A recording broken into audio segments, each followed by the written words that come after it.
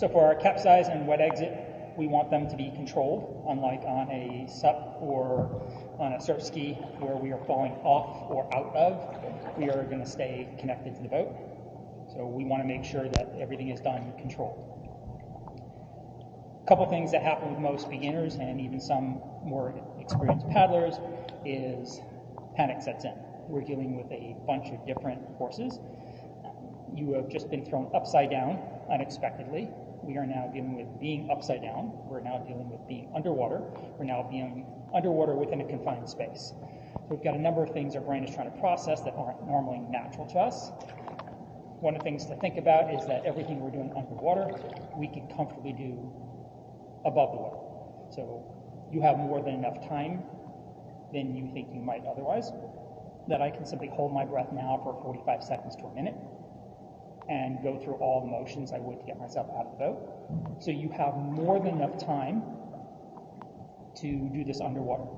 Nice thing about gravity is it's going to work underwater just as easily as it does above water, so once your skirt's off, you're going to come out of the boat. A couple things that I teach, or the way I teach to do a wet exit, is allow the boat to completely capsize. So you're completely upside down before you do anything. And this will do a couple of things. One, it's controlled. It's not this panic release of the skirt and getting out of your boat. Second thing it'll do, it's going to make it a little easier for righting the boat because it's going to minimize the amount of water inside of it.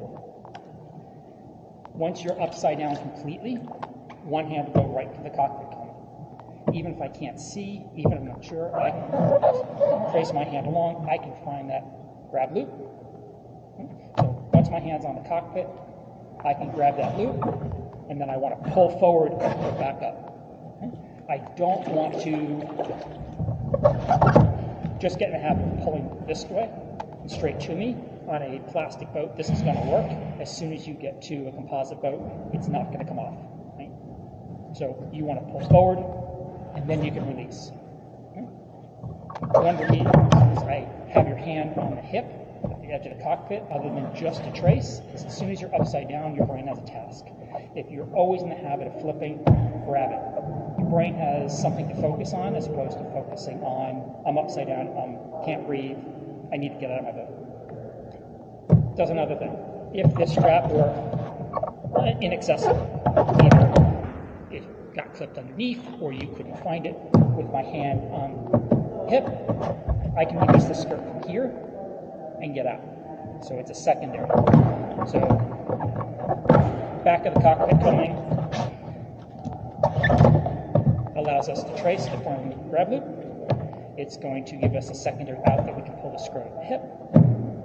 Once we're underwater and the skirt is off, hands come up on the cockpit combing, we'll actually push ourselves out of the boat. When we do that, it's kind of like pushing off a pair of pants. When we push down, our butts will come up and our legs will follow the boat, preventing you from getting stuck. Right? That's that gravity piece. Most people I see as beginners will turn around and pop the skirt and bail sideways. But as soon as I go sideways, it's no longer controlled. I'm going one direction, the boat's going the other direction. And at that point, because I'm leaning back to get out, my legs are coming up, and on a low deck boat, it's capable or possible for them to get stuck. So again, let the boat completely capsize.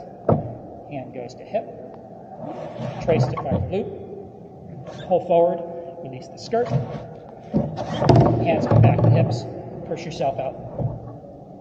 When you come out of the boat, you will be in contact with the boat. Again, hand on the cockpit combing means your hand is going to be right there as you push yourself out. And if not, legs being the last thing out, dragging your leg will hold on to the boat and keep it in possession.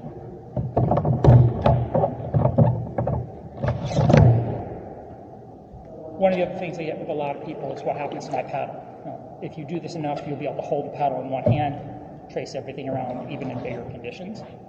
For anybody that's not, and you hit that panic piece, let go of the paddle. Simply put both hands down. Most paddles will float. Worst case scenario, you lose it. You should have a spare one on your deck. But the other thing I tend to find in most circumstances is if I am paddling and I suddenly go to take a stroke and I capsize, that paddle is going to be next to me. And almost every time that paddle will come up underneath my arm or between myself and the boat, so it's protected. More important that you come out of the boat than worry about where your paddle goes. Again, 90% of the time when I've capsized, even in Deception Pass, the paddle has been between me and the boat. with one exception being out in big surf. When I recommend practicing, nose plugs, goggles, whatever works for your comfort. I would practice this as much as you can. Again.